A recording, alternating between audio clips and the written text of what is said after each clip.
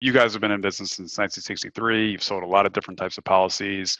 It hasn't just been VUL. You've done whole life. You've done GUL. What have you learned about picking product? You obviously think about that a lot. You guys do, I know, a lot of due diligence on that. But what are the kind of big lessons that you've learned that inform the way that you help your advisors pick product, and particularly in an economic environment like this one? Well, life insurance companies are financial intermediaries, and you have to look at the underlying investments that they're buying, be it bonds, mortgages, options, or equities.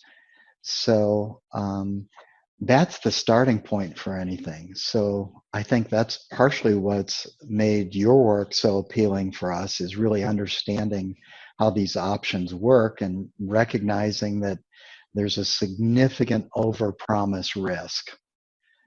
One of the other things that I've learned is we have this policy management company that our firms can outsource policy management.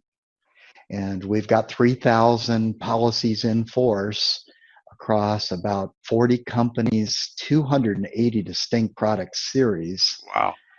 And things change. You know, whether it's the insurance company changing things with credited rates, COIs, or it's the policyholders changing things. I need to skip a premium. I sold my business. So looking at a product one way and just saying the insurance company isn't going to change and I'm not going to change is not realistic. So it's recognizing that really good insurance plans will change over time, and that's part of what we need to build in for consumers.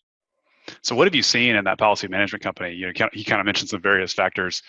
What's been your big takeaway from that? I mean, you know, product selection is the front end, product management is the back end. The unfortunate thing about our business is it's really easy to get paid on the front end for selling a product. It's very hard to get paid on the back end for managing a product.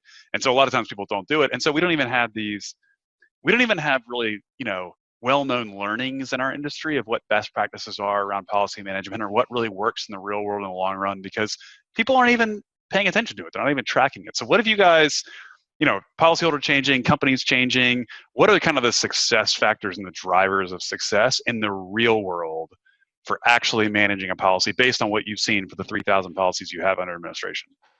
At a macro level, you know, we wrote this book called Life Insurance 10X with a dozen of Valmark member firms. And our vision for the life insurance business is to make life insurance 10 times better for the consumer. And if we do that and we can demonstrate that, then that's going to help our firms stand out in the marketplace.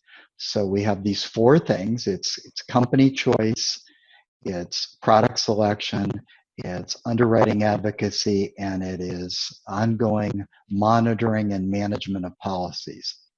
So looking at these 3,000 policies, we looked at a block that came in of 1,000 policies that came in last year, sold by great producers with great companies, good products. So these are top shelf life insurance professionals.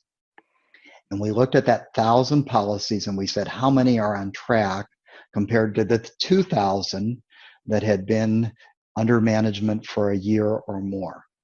And we could point to a double success rate on the policies that had been in force or under management a year or more. So of all the levers, company selection, product design, underwriting, I would say that ongoing management is the biggest thing. And your dad actually was an inspiration. We did some sessions at Forum 400 and AALU on this, and I invited your dad.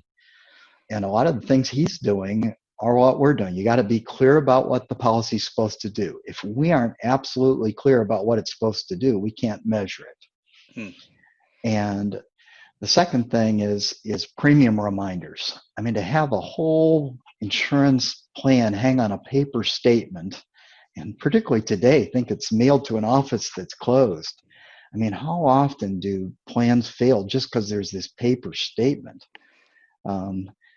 And I think the most important thing, doesn't matter what kind of product, whole life, UL, VUL, IUL. If you put too little money into it, it won't work.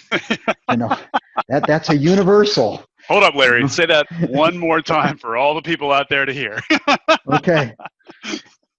If you put little money into any life insurance policy, it will not work. Yeah, and it seems so obvious, but man, people try to do that all the time. Yes, yes. And that's maybe just not having the courage to say, I've used the example of, flying a plane somewhere. Part of the cost is jet fuel.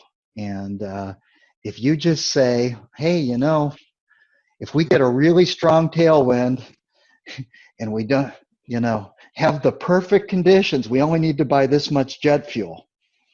It's really expensive if you got to land the plane halfway there at an undetermined place.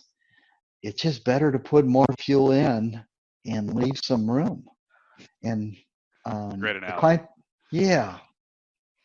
Well, what I've said about this, and actually it's come up a couple times on this podcast too, is clients have no idea what the right number is to pay anyway. So you're the one who competes against yourself by telling them, well, if you get the right tailwind and everything works out perfectly, you'll be able to land this plane on half a tank of gas. And the reality is, what should you be telling them? You should tell them to fuel up and pay whatever premium they need to make sure it's going to work. And then if down the road you get that great tailwind, well, guess what? You're going to have gas left over in the tank. So it's just it's always baffling to me that we set these expectations for clients that are we do it, like they're not at. If they knew that the chance of getting the tailwind, in an IUL, for example, is 50%, they wouldn't take off the plane with anything but a full tank of gas. Yes. And so it's just kind of a baffling thing. I also, you brought up the point about well-managed policies. It is painful as a guy who loves product and has so much fun thinking about how products are structured and product selection to admit this. But I've always said this, and I really do believe this. At the end of the day, you would rather have a bad product managed well than a good product managed poorly. Absolutely. Because the problems end up being the same down the road anyway. That's right.